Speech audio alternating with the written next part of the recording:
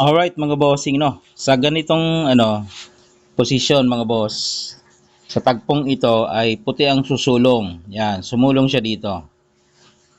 Okay. So itim naman ang susulong ngayon. Ngayon, dapat pag mga ganitong posisyon na ay huwag mo lang ipilit o pilitin pang manalo ano. Hanapan mo na agad ng tabla kasi delikado. Parang ganito ang nangyari no.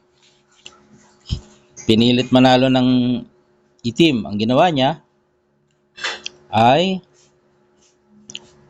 sinulungan dito. Okay?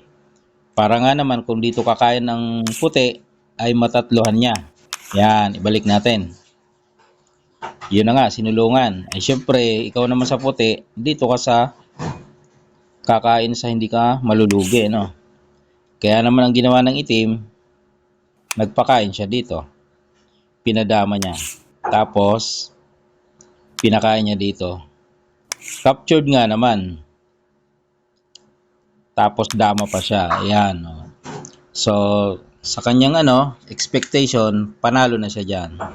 Ay hindi niya alam, mayroong nakakasang trap dito ang puti na sulong. Okay? Oh.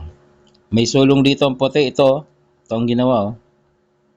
Yan. Oh. Imbis na nakatabla sana, natalo pa. Kain dos eh. Tapos, pinakain. Yan, nakulong. O, tira ngayon ng itim. Sulong siya dito. At tira ng itim, tira ng puti. Kasi pinakain. Puti na ang susulong. Dito ang puti.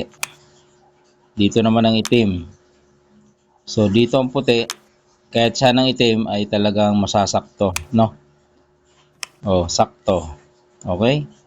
Dito, ganun pa rin. Sakto. Pinakain. Boom. Ayun. So, yung tatlo, nababoy na. Hindi na nakakilos. Kasi pababa siya eh. Bawal naman siyang umatras ang piyon, no? Kung yan ay dama, pwede umatras. Kaso yan ay piyon. So, may harang na block, na trap, na kulong, na baboy. Alright? Kaya pag mga ganyang sitwasyon na wag nang ipipilit na manalo pa. Hanapan agad ng tabla, no? So, pag tira dito, dito ka lang. Kung ikaw ang sa itim, no? Ang counter mo naman dyan, kung susulong siya dito, ito naman ang gagawin mo. Pakain ka dyan, pakain ka dito. Yun naman ang counter mo doon. Di ba? Siyempre, kung ikaw sa puti,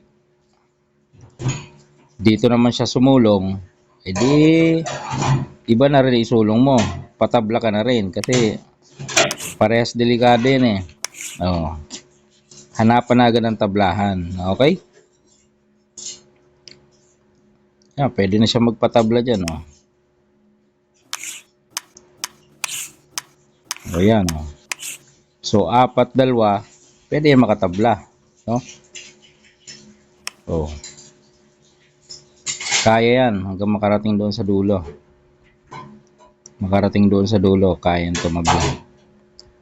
Okay mga boss. Yan natin example, no? Pagka masama na ang posisyon, hanapan ng tabla para another game.